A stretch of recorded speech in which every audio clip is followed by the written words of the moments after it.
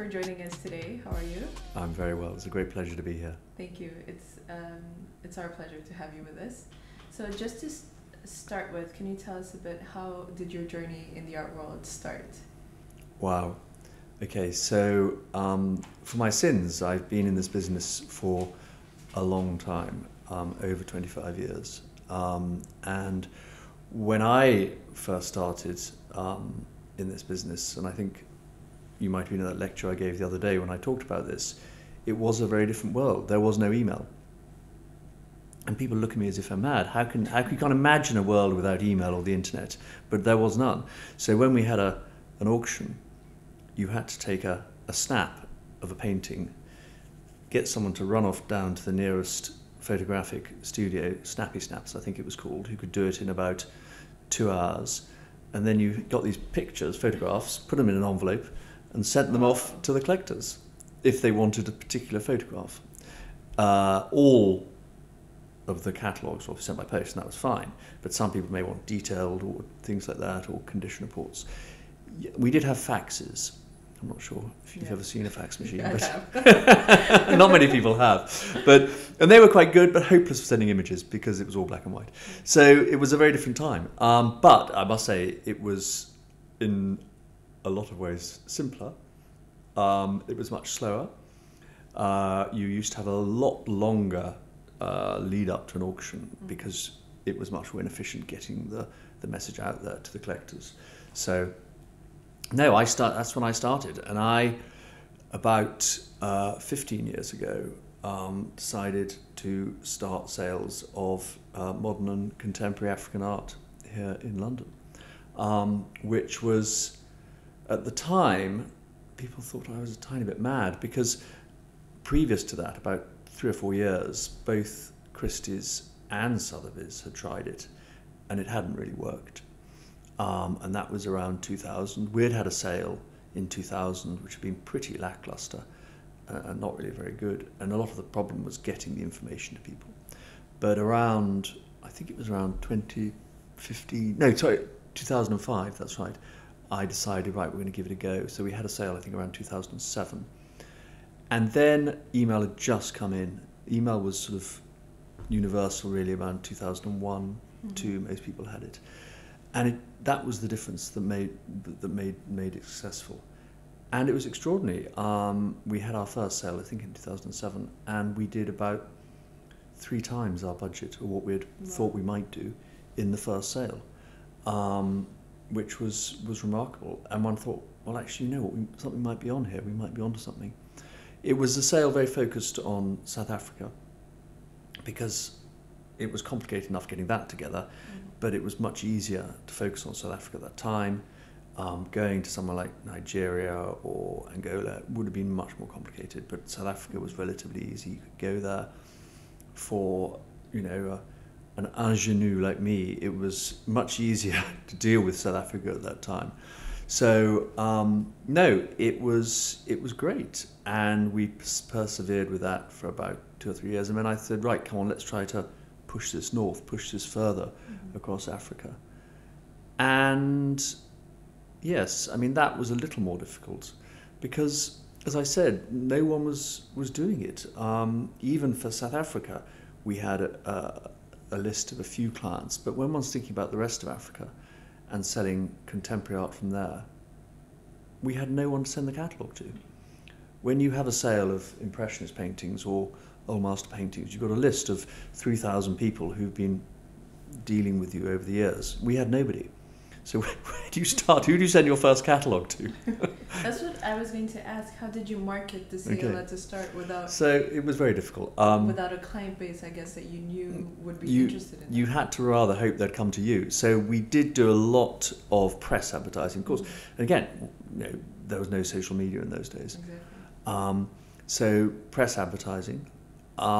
We obviously had a list of people that we've dealt with, for example, in South Africa, and they had South African addresses, so we sent them catalogues. We had, so we did get a lot of press, which was good. In those days, people read newspapers, and, you know, they might have had to either pick up the phone or even write us a letter and say, we're interested in this, you know, could you send us a catalogue? But we did get the message out there, and it took a bit of time, certainly relating to the rest of Africa. I also had to put in the shoe leather. I had to go to Lagos, and we started then after South Africa. We went and concentrated on Nigeria. Go to Lagos 2 or 3 times just to meet people. And like anywhere, I mean, the wonderful thing about Africa and most of Africa is the people are incredibly welcoming. And if you go there and you've got something interesting to say and something new to say, people will talk to you and they'll say, well, look, hold on a second.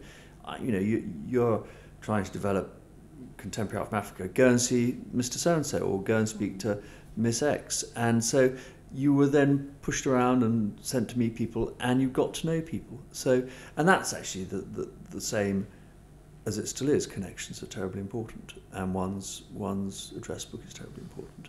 But so that was mainly it, how we did it. But it was fascinating. I mean, I will say, the market probably took about 3 years for us to also actually to understand what we were selling, because no one had done this before, neither had we. But after about 3 years, you realise what sells and what the market and what the buyers want. But the complication now is obviously things change much faster. So, what we were selling very well 3 years ago is perhaps not as popular as it is now, and vice versa. There are artists and genres that sell incredibly well now that 3 years ago were not. So it's been a very interesting journey. I will say, I mean, I've been doing it now for about 15 years. I've been in this business for 25. The first 10 years I was doing something very different. I was involved in the British watercolour market. But the past 15 have definitely been the most exciting in my career. And so you said that previously you were in a completely different market. Yeah. What triggered you to see, okay, this market has potential, I want to do this? So I was running the department for British 18th and 19th century British watercolours. I started a series of sales, which in those days we called topographical pictures. Essentially, it was the non-European parts of the globe. So we were selling pictures from British artists who'd been to Australia, Africa, Far East, North and South America. And they were pretty successful. I mean, they did well. But I did notice, having started these sales, that there was quite a considerable amount of interest in the works we were selling relating to Africa. Okay. And that's what sparked my interest. I will also say that because I was the only one doing it in London at that time, it's always the way. If you're just one step ahead of your pupils in the book, you can teach them. So I was luckily always one step ahead and was the only person undoing it. So people brought me things and consulted me and asked me questions about it. And so you then establish certainly some degree of, well, I suppose notoriety. But no, it was through that. And the fact that we noticed that the African sections and South African sections were doing very well. So I will say it was a commercial decision. Mm-hmm. I didn't have some Damascene conversion on the road to Lagos or something like that. Okay, no, but it's definitely interesting because you were one of the first people to do it. So yeah. It's interesting to see what led to that. What made you believe there was space to start? I think it was, and also, and you know, I can't claim any amazing foresight, but certainly having met some of the collectors, one realised very quickly this is going to work, because certainly the collectors that I was meeting firstly in Lagos when I was dealing with Nigeria, they were so passionate about their art. They really cared, and you know, they were fortunately men, and they were mainly men, but men of people of means. They had the money and they had the passion. If you got both those, you will normally see some pretty exciting auctions, because they will be tenacious. They won't let that work go. They will carry on bidding, and that's what we found happened. So you are the director of modern and contemporary African art at Giles. Oh, yeah. Can you share with us what your role consists of? How is your day-to-day? So my day-to-day was fine. I was at a meeting, and this is a very typical thing. I was at a meeting when it was an hour and a half ago, not far from here in South London, seeing a collection of paintings. And my main job, the question, well, it's not always the first question I'm asked, because normally here it's how was the weather or how was your journey? But the question they want answered is, what is that worth? And that is the main, I would say my main job, is telling people, and however much you dress it up into all sorts of curatorial expression, I think people want to know what their painting is worth, because one of the reasons, or the main reason they call me in, is because either they're thinking of giving it away, they're thinking of selling it, or they're putting it into a foundation or whatever, but it's relating to valuation, and that is my main job. Now, from there will flow a number of things that one can do. If one's putting into a sale, one obviously has to make sure the correct buyers know and all that kind of thing, but the prime job is valuation. Now, obviously, with regard to valuation, you've also got to be sure that it is an authentic work. And that's a different story. With that, you need to be happy with the provenance. You need to be happy with the work itself when you look at it. And I mean, actually, I will say my first 10 years of my career stood me in very good stead, because 18th and 19th century British watercolours are mostly unsigned. So you are giving attributions purely on stylistic grounds. You know that watercolour is by Constable because that's how he painted, not because it says JC in the corner. You know that that's an early Turner sketch from Dover from 1790 because that's how he painted. So having that memory of how, and knowledge and understanding of how people paint enables you to give attributions and say, yes, this is a genuine work.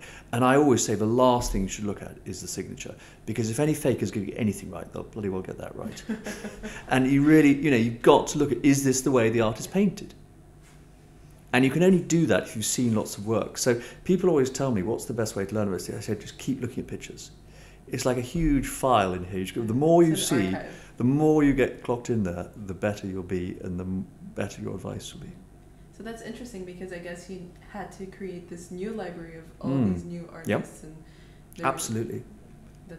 And that's what makes it exciting, is learning. I mean, as I said, I've been in this business a long time, but learning about new artists is what makes it exciting, and seeing new things is what makes it fun. If you're looking at the same old things every day, it would be so exhausting and boring.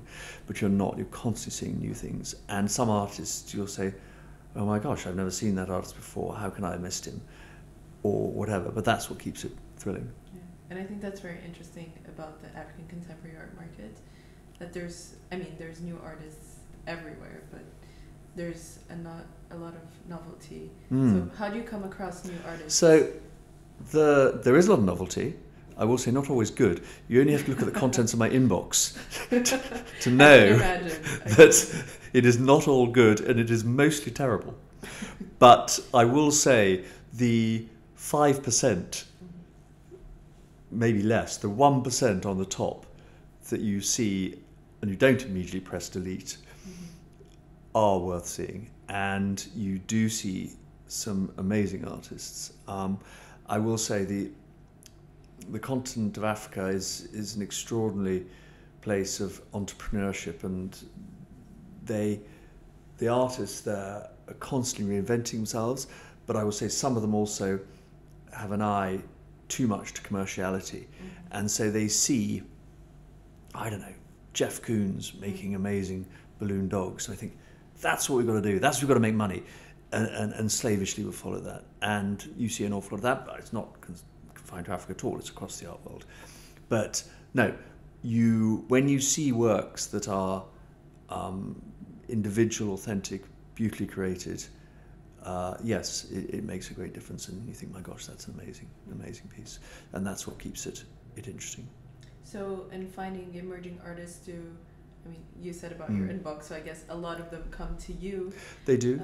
They do. I mean, I think as I said in the lecture I delivered the other day, that the area in which I work is a secondary market, which is essentially the auction market. Now we do private sales as well, but it's a secondary market. So the primary market is the market that tend to be more involved with development of artists. So a dealer, an artist will come to a dealer. Now it could be a dealer in Lagos, it could be someone in Cape Town, it could be someone in London.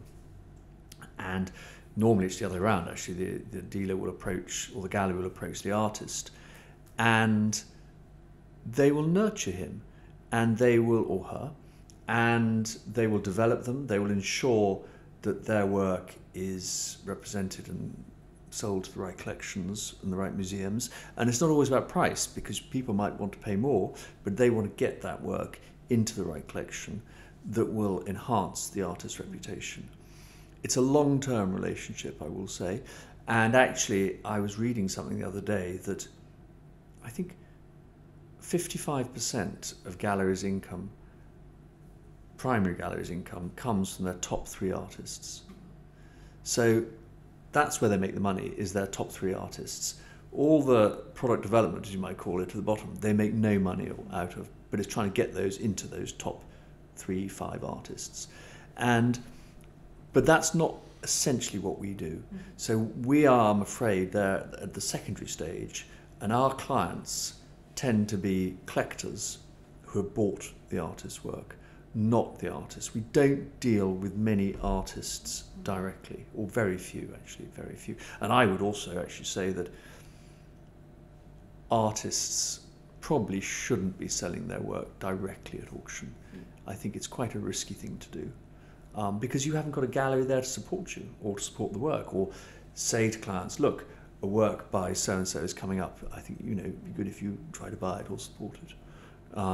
So, no, the development of artists, we tend to leave the primary galleries. So in regards to, the evolution of the African art Yeah. market, because you said that the first sales were not as good, and that has changed throughout these 15 years. Do you think the market has been growing as you expected? How has it? That's a really good question. Okay, that's a very, very good question. Has it grown as I expected? I can remember talking to someone about 6 or 7 years ago, and they were trying to start up I think it was a gallery, and they were trying to push it, if I could put it in those terms. And they were saying, well, what are your sales turning over? And at that stage, I don't know what they were turning over, maybe 3 million, something like that. And they say, oh, do you think you'll be making 10 million in 5 or 6 years' time? Or 20 million? Or, will you be making 100 million like these big contemporary sales? And I said, no, I don't think so. I said, it might make 10 million, but then it's not going to grow that fast. And actually, I'm not sure I even wanted it to grow that fast, because when I just look at something like the contemporary Chinese market, that did grow hugely, and suddenly you had sales of hundreds of million, and I'm afraid it deflated just as quickly. So I'm not sure it would be enormously healthy. Certainly the sales have grown, and have grown, I would say, fast or rapidly, but not at a breakneck speed, because I'm not sure that would be healthy. That would probably imply that you had quite a lot of speculation of speculators. And if speculators are buying, not collectors, the one thing speculators want to do is sell, because that's why they're in it. They're in it to make money, not to have a nice painting on the wall. So when they do that, that's when you get to use a phrase some people use, a readjustment. And I'm not sure that would have been healthy. So no, the market has grown rapidly, but not anything too fast. And yes, you will have areas and blips within that, and certain individual artists that for whatever reason will have a sort of rocket experience. But no, it's been very strong. Every sale we probably get another, 10, 15% more buyers. Every sale we set another 8 world records. So no, it's growing strongly, very strongly. That's amazing. Was there any auction that made you realize, okay, finally people are understanding that this is it?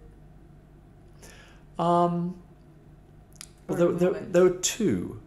So there was an auction that we held in around 2005, which, or maybe 2006, which essentially made me think that we ought to be doing this. And we sold a Gerard Sokoto self-portrait for not very much. It's about £110,000. But prior to that, the world record was 20,000. Wow. And I thought this was the best Gerard Sokoto I'd ever seen. And so I thought, I'm going to put a higher price that no one has ever put on it. I'm going to go completely crazy and put 30 to 50,000 on it, which doesn't sound like much. And it sold for 110. And I couldn't believe it. And that was actually the one thing that made me think, there's something going on here. This is a market that really is looking at. So that was one sale. And then there was another sale, probably about 10 years later, where, actually no, of course, the one sale that must be the one is when we sold a work by Ben in Wanmu for over £1 million. So it fetched about 1.3 or 1.4 million. And that is the world record for him. And it's certainly the world record for any modern piece of Nigerian art. And that was extraordinary. Again, I mean, very similar to Sokoto. I thought it was the best Ben in Wanmu I'd seen. The previous record, I think, was probably about, we'd set it was about 200. I put 300 to 500 on this, 1,000, and it made £1 million, or £1 million plus. So I think those two sales were, for me, very important, and showed potentially, how strong this market could be, obviously with the right goods. So, what do you think about, and like Asia, for example, where you have Hong Kong as a hub? Do you think that Africa is still lacking that hub within the continent? Yeah, I think yes. I think, obviously one looks at, let's look for example at Lagos, at Nigeria. So in there you do have auctions, you have Art House Contemporary, but I will say they're at a low level. I mean, most of the big pictures that come to the market out of Lagos tend to come to us in London because people, we've set the highest price in all the world records. I will also say that there is now probably greater expertise in London. And also culturally, I think when you're dealing with a picture that's potentially worth £500,000, there is, I think, probably a slight cultural preference to be dealing with an institution from London. I'm not saying that's right, I'm just saying it's there. And I think if they were to give it to a local auction house, they may be concerned that, I don't know, they may not get paid or something. But certainly the certainty of knowing that you're selling a work under UK law in a UK jurisdiction, and that when the hammer goes down at whatever it is, £550,000, you will be getting £500,000. I think that will change and start to change, but certainly no paintings at that kind of value have ever been sold in Lagos in Nigeria. In relation to South Africa, it's probably a stronger market there. It's only for really South African art. And there are big auctions, and they have sold works there for over £1 million. But you're right. I mean, the centre of the market tends to be London, and that's where the biggest sales are, the most valuable sales are. I think in time things will start to drift back, and it would be very natural if it did. I wouldn't, it wouldn't bother me. And we've not held sales in Africa because our clients have not really asked for it. But you never know, they may. I will also say that I think, in some people being paid in pounds sterling.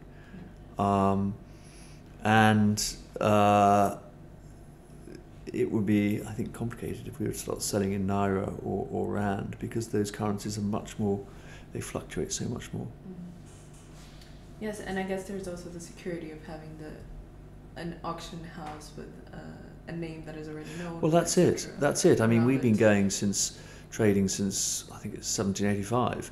So, there's a good 220 years of heritage there that hopefully tells any consignor that we will look after your painting, we will sell it for the best price, and we'll pay you what we said we're going to pay you. So those are very valuable promises and our most important promises. Yeah. Do you think that if there was the demand of the clients, it would potentially happen in a couple of years? I don't think in a couple of years, but I wouldn't be surprised if in 20 years some of it has some big pictures, and it needs someone to, as I said, people have tried, and it hasn't really worked yet. Certainly not. I mean, there are sales in Uganda, not in Uganda, in Kenya, in Nairobi. There's some people called Circle who have auctions, but again at a low level. I mean, their highest price would be £20,000 or £15,000, but they serve a local market and they certainly have value. So what do you think intrigues you the most about the African art market? Well, I would say one of the things at the moment that intrigues me is how some artists are achieving prices that I couldn't have seen or wouldn't have even foreseen a couple of years ago. I mean, I might have mentioned to you Pepiatt, who's a artist, creative Orient artist, and we've been selling his work merrily for 8 years, 10 years, and the prices have ticked up a bit. So we were selling first for probably 5,000. I think about a year ago they were selling happily between 8,000 and 30,000 for a big one, and then suddenly they've gone up, and the big ones are fetching 250 and the small ones are fetching 80,000. And the same would be for certainly a lot of the figurative artists, contemporary African artists. So I find that extraordinary. I mean, it's very exciting. It's a little perplexing. One doesn't quite know why suddenly people latch onto these things. One always slightly is concerned that it's a speculative. I'm never going to use the word bubble because people hate that, but some speculative surge. I don't know, but it's very interesting that this is happening, and in a way, I think it's showing that a lot more people are becoming involved in this market, which is exciting, and that is exciting, and certainly, I mean, for us, we were holding sales only in London, and about 3 or 4 years ago, I said, right, come on, we're going to try to do this in New York, and that has been a really interesting thing because it's been difficult, but it's also been very satisfying, and the results have been really pretty good. But I do believe that the market in the US for contemporary African art has still not yet been fully plumbed. I think there's an awful lot of collectors there, an awful lot of buyers, an awful lot of people who are collecting African American art that wouldn't necessarily be interested in contemporary African art. So that's something that we're going to continue with, and I think there are a lot of areas, a lot of places where this market has not yet reached its full potential. And there's a potential to explore these absolutely so much yet. Yeah, I mean, the only problem is you've got to get on a plane to do it. No one's doing that at the moment. So in regards to these artists, these surge of prices, what do you think are the factors that lead to this demand of an artist? Okay, I wish I could answer that question because sometimes I don't know. If I knew, I probably would have foreseen it. This is the secret. And I would have been out there and bought a shed load. No, I mean the Pepiatt thing. I'll be honest, I never saw coming. There was a sale in New York, a single owner sale of his own work by him, which went berserk. Went very, was a very strong sale. We had 2 or 3 works in March that went through the roof, as we did in our New York sale in May. It is perplexing because I will say 2 years ago, I was turning them away. I was saying to collectors, look, we've got 4 in the sale. I can't have more than 4 by one artist in the sale. Can you wait till the next sale? And we had a queue of people wanting to sell them. And then suddenly you can't get them for love and money and everyone wants them.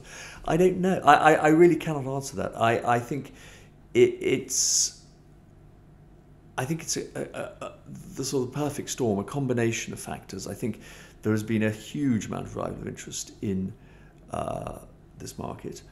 I think he is a very interesting artist, Boudia, sort of Basquiat-like in the way he paints. Painted some extraordinary views of Abidjan during the Civil War and the Côte d'Ivoire. They're big, they're large, they have an enormous amount of, to use that awful expression, wall power. You go into a room, you see a bigger Boudia on the wall, and you'll go, wow, that's amazing. So maybe it's more the fact that he was overlooked before. Okay. But I wish I could give you a succinct and cozy answer to that, but I can't.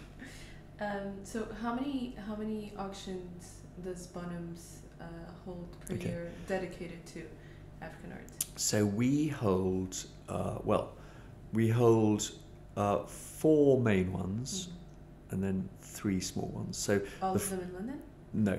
So we hold 2 in London, 2 what I would call catalogue sales, where we produce a catalogue, and that's in March and October. We hold 1 in Paris, which is a new one in November, and we hold 1 in New York. We also hold 2 online sales in London and 1 in New York.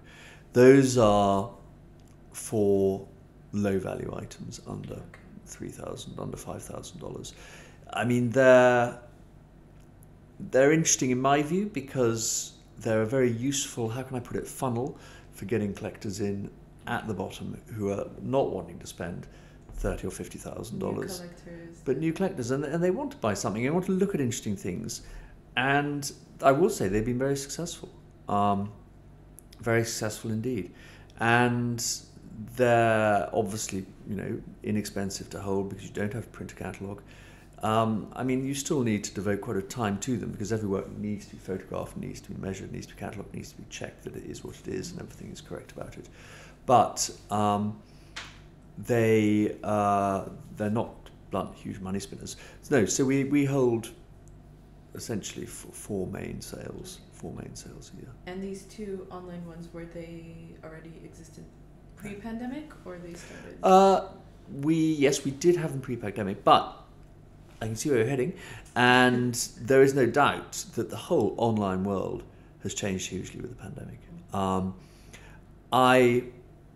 Whenever it would be, let's say, if we were having this conversation in January of last year, I would have been one of the first to say that no buyer will spend £500,000 online without ever seeing the painting. I mean, now it's commonplace.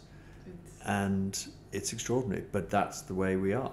And people will, and the engagement has been just extraordinary. And it's brilliant because essentially we've been made to move forward 6 years in 6 months we had to. And, we were heading this way, but it's just speeded it up. And there's nothing wrong with that at all. And fortunately, and very fortunately, we'd invested quite a bit in IT and all that kind of stuff 2 years ago. So we were in a position where we could cope with it and deal with it. Had we not, it would have been a very different story. You'd be scrabbling to catch up. And again, it's all about trust.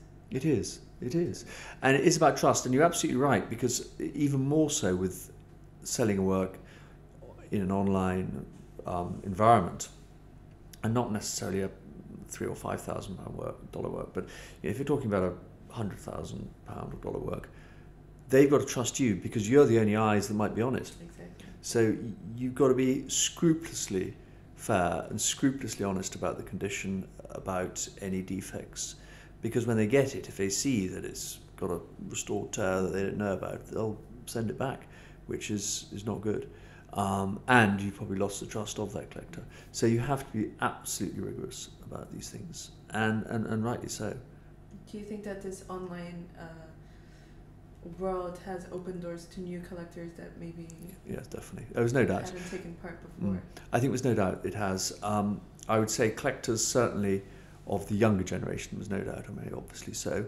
And there are collectors of an older generation who still insist they want a catalogue, who still insist they want to bid by telephone because they want to actually be speaking to someone in the sale room. I mean, in fact, the sale room nowadays is just me as auctioneer, a whole bunch of computer screens and a few people on the phone. There's no one there.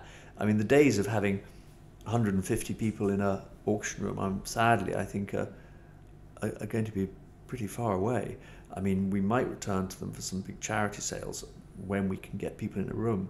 But even once we can get people in a room, they won't need to. Why do I need to go to an auction? I don't think I'll need to anymore. The excitement. The excitement, I know, it is. You're right, maybe they will. I hope they will. I hope you're right. But, I mean, it has been extraordinary. It's been just extraordinary. And it puts a lot more responsibility on us, which is fair enough. But I think it's a good thing. And as you said, it is drawing in a whole new generation of collectors who were not engaging with us before, because we didn't really need to act in the way we do now in relation to the online and social media world. Yeah, that's very interesting, this new, younger generation of collectors. I guess they might feel more comfortable with the online, or what do you think has led them to? Well, I mean, I'm no take part now. Psychiatrist, but I would say for a lot of people, if it's not online, it's not real. And I can understand it. I can't necessarily agree with it, but no, it has. And for a lot of these collectors, and there are a lot of people who've done well. They're wealthy individuals, but they might be in their late 20s or 30s, and to them it's a very important part of their world, and they want to do it all online. It's so much easier. Why can't I just do it from my phone? So you have to, the thing about auction is you have to make it easy for the clients. And I've been in auctions where we've been selling a big picture. And, when you're selling big pictures, there's normally not a huge amount of buyers. You haven't got 50 people fighting their way to your door. So all it takes is one wealthy millionaire to get up in the morning and stub their toe, and then they're in a bad mood for the rest of the day and they don't bid. And it's as stupid as that. It's no one needs a painting. No one needs a painting. They are the ultimate luxury. No one needs a painting on their wall. And you've got to realize, when you're selling them, you've got to realize that it's an act of pure discretion whether they buy these things or not. So, no, people, you want to remove as many reasons for people not to buy as you can. Do you think that people are starting to see African art also as an investment in that?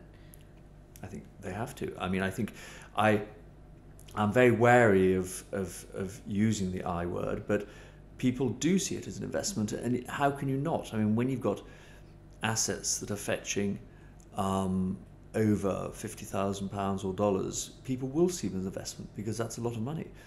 I think that it's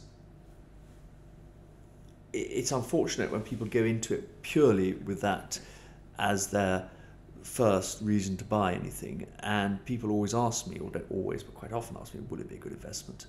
Now, it's a very difficult question for me to answer, and I always, to be honest, try not to. Mm-hmm. I think that over the past 10 years, it has been an extremely good investment, and if you're being selective in what you bought, you could have a portfolio of art that could be worth an awful lot more than you paid for it, over 10 times, maybe even 50 times. But if you picked all the right horses, but that's not always the case. But I think ultimately, as we both know, that the main dividend you get from a painting is the enjoyment and the pleasure of having it on your wall, and that should be what you look for as the benefit of the investment. So you're starting the sale in Paris in November. What led to this decision? So, well, I love going to Paris, but I will also say that for me, it became apparent that we were not perhaps serving Francophone Africa as well as we might have done. Here we are sitting in London. It's all very well dealing with buyers or collectors from Nigeria, Kenya, South Africa, and there's an awful lot of good business there. But it is very important that we serve all of Africa, and Francophone Africa is a huge part of that. And very naturally, just as the wealthy Nigerian individuals come to London, the wealthy people from Senegal or the DRC, well, DRC probably go to Brussels, but certainly Francophone Africa tend to go to Paris. So we want to be able to connect with these people better. So that's the main reason. I will also say that Brexit has a slight influence on that, in the sense that there are some collectors in continental Europe who do not want to have the added bother of all the new paperwork, and it's not enormously expensive, but it's just more of a bother getting a picture in. I mean, for our sale in Paris, I can have a collector in, I don't know, Dusseldorf, and we can have the picture put on a truck, taken to Paris, absolutely no problem. If that collector in Dusseldorf will send it to London, it's more complicated, and it's just a hassle you can do without. So it's certainly a lot more simple for some of our collectors in Europe to sell them in Paris. I would also say that it's, for the buyers, I think it'll be a good chance for us to concentrate more on the art from the Francophone countries. I mean, I still think actually that, for example, the Nigerian paintings, the big Nigerian artists actually sell better in London, because most of the Nigerian collectors want to bid in London. But that's the main reason. That's the main reason. And what percentage of African buyers do you say do you have in comparison to other countries? It varies enormously. It varies enormously. As a average, probably across the sales, it's around 50%, I would say. Okay. But I would say that in some sales in New York, it's probably less. In London, it's probably a bit more. Paris, I'll tell you after November. But certainly, they are terribly important. The buyers, I mean, from Nigeria and South Africa are probably the most important. There are buyers, and we don't sell that much material from North Africa, but there are certainly collectors in Morocco that are important, that are buying works from further south. The buyers from Kenya are also important, and obviously from Angola. There are wealthy individuals from Angola who want to buy art. But I would also say that the buyers, obviously from non-African countries, be it the Far East, Europe, and the US, are terribly important, and they are actually probably ones that are growing the fastest, rather than the buyers from Africa. And I think that's because, as I said earlier, you know, there are a lot of collectors there who collect other things that would not take much of a turning to come and look at contemporary African art. And this is what, I mean, the museums, for example, the institutions are huge buyers at the moment. And I think they have realised that there is a long-standing gap in their collections in this area, and they're doing everything they can to remedy that. Do you think that there's a lot of people that has now been introduced to this world, and now they see that it's actually very interesting and they want to take part in it? Yeah. I guess that's why so many... I wasn't expecting it to be 50-50, to be honest. I think that's very... Did you think it'd be more or less? Yes, more Africans? More. No. It's always... I mean, that's... I'm trying to think of what it was in the beginning. I think it was maybe a little bit more. You're right. It was probably more at the beginning when we started. It was a higher percentage. And not that the African buyers have decreased, but the other ones have increased. So, and that is continuing. So with the buyers, I will say the buyers and the collectors that are new buyers and new collectors every time in every sale tend to be coming from outside Africa. And where would you say most of them come from? Or is it very... I would say large? North America and Europe. Those are the two biggest areas. I mean, Europe has that very strong connection with Africa. Now, it might be a connection based on colonies. Now, obviously, that's not an entirely happy connection, but it is a connection. And so if you are in a collector in Belgium, works from the Congo have some kind of resonance with you and just like the connection we have with Nigeria is very strong, or with Kenya. So no, certainly the collectors in Europe, I would say, are some of the most important collectors. And what mediums do you see doing better at sales, or there's not much difference really. Styles? There's not much difference. I mean, there's no doubt. What attracts the audiences more? Well, I think one of the areas that's perhaps in a different way that's upcoming is photography. Okay.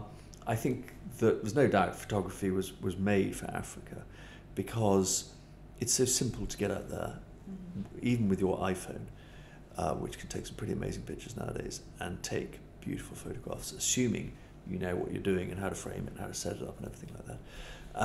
And there were also, going back, there were some beautiful photographers in the past, so in the post-war generations. So I think photography, African photography, is one of the areas that is going to grow, I think, even more. Yes, I mean, lovely works on canvas, watercolours, sculpture. It doesn't really matter, actually, as long, as I said right at the beginning, as long as it's authentic and well executed. And you do see an awful lot of people aping each other's work. I mean, Eleanor Tsui's hangings are wonderful, amazing things. But gosh, you do see quite a few artists, bringing out hangings of some kind. And you think, well, that was already been done. Elle did this, 15 years ago. Exactly. And when you look for pieces, for works for your sales, what characteristics draw to you? Okay, so that's a very interesting question, because in the secondary market, generally, you have no control over the content of your sale. And that's why I'm always slightly suspicious about what I would call a curated sale. People have a sale with a certain theme or something like that. Hell, if the right painting came along at £500,000 and it didn't fit the theme, you'd change the theme. Or I think you'd take it. So what are we looking for? We don't have that control. When you go in a collection, you're looking at works, you're talking to the owner, you then provide them with a valuation. It's up to them what they're going to sell. Now, they might well say to you, now, Giles, we want to sell 2 or 3 works, what do you recommend? And you can say, well, X, Y, and Z. But very rarely do you get that choice. It's normally up to them. And if you say X, Y, Z, probably X, Y, Z are some of the more valuable ones. And they say, no, I don't want to sell those. I want to say these cheap things. Oh, Lord, that's not what I wanted. So you don't actually have that much control over collectors that you can tell them what to sell, and certainly can't tell them what to buy. But every sale is different. And I suppose, what are we looking for? Yes, evidently, works of value. But I think also certainly, say, works that are going to attract, it sounds so obvious, attract attention, but there are some works. I mean, we've sold lots of works, for example, by Benimomu, who's a Nigerian modernist. Now, after a while, I've seen a lot of them. I've seen a lot of Benimomus. So having one more Benimomu in the sale is not going to excite me. It might even be worth 50, 60,000. But I would probably get more excited by a work by an artist I didn't know very well, because I haven't seen as many. It's something new into the sale, yeah. Okay. So what countries do you think within the continent are thriving at the moment in regards to African contemporary art? What countries are thriving?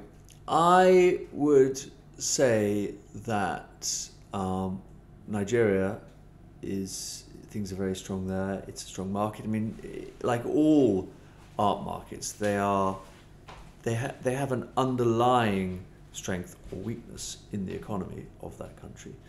So, but Nigeria is very strong. It's a strong market. As I said, the buyers are very committed. I would say that South Africa is also very strong. I would say that Kenya is strongish, Uganda's quite strong. And then you get countries like Zimbabwe, which have a very weak market, but have produced some incredible artists. And that, I'm sure, is an example of adversity breeding creativity. In fact, that they've been through such a terrible time in their country. And yet, I mean, there are very few galleries, very few buyers, very few collectors in Zimbabwe, yet they produce some incredible artists to come out, and artists that do very well on the international market. But I think one of the issues about the market in Africa is still, and I've said this before, is the primary market is very weak. So what is important, as I was saying earlier, is having galleries that can go out and encourage artists. And as I said, that's a long-term relationship, and it requires commitment from both sides. The problem in Africa is that the collectors are, or tend to be, quite ill-disciplined, if I can put it in those terms. And if they go to an exhibition at a gallery, they'll see some wonderful works by an artist on the walls at, let's just say, $20,000. They'll then find the artist and go and try to buy one for him for $10,000. Now, they probably think they're being frightfully clever and they've saved themselves $10,000, which they have. But what it means, and this is so commonplace in Africa, is it's very difficult to make money as a gallery because artists tend not to observe contractual obligations in that way, because for an artist, why wouldn't they accept $10,000 for that painting?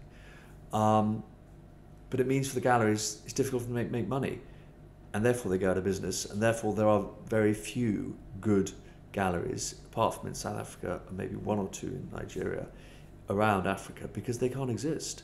And any money, any effort they make into supporting and promoting an artist will come to nothing. So it's very sad, actually, that the gallery system is still not strong enough in the rest of Africa to mean that there are some good galleries that will help artists, because that's what artists need at the beginning of their career. They need a good gallery.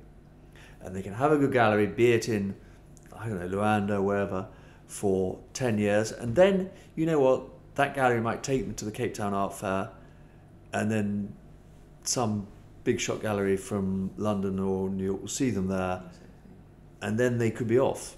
But if they don't have the local galleries doing that, it's never going to start for some of these artists. So how do you see the future of contemporary African art in the next decade?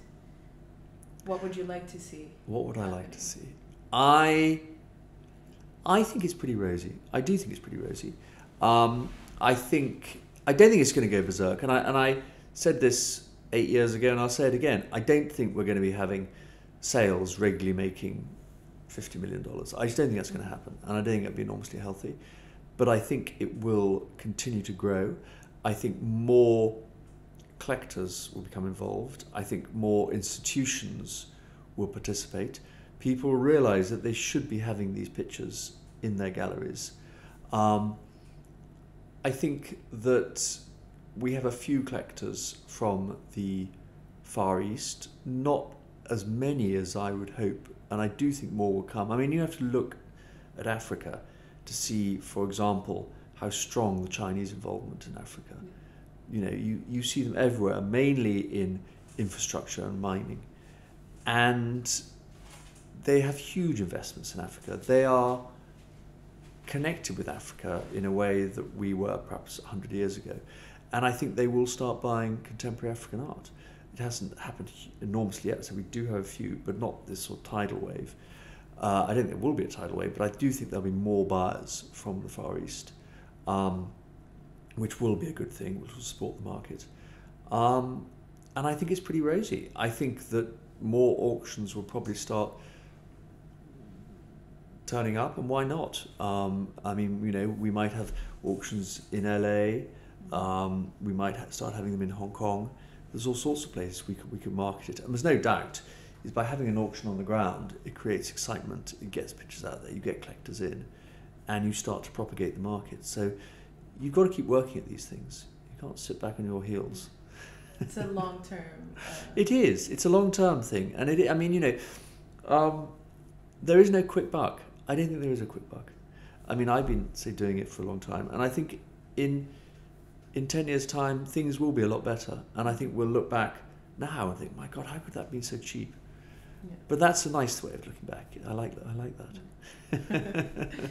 So to finish off, we always ask our guests, when was the last time you felt truly inspired? When was the last time?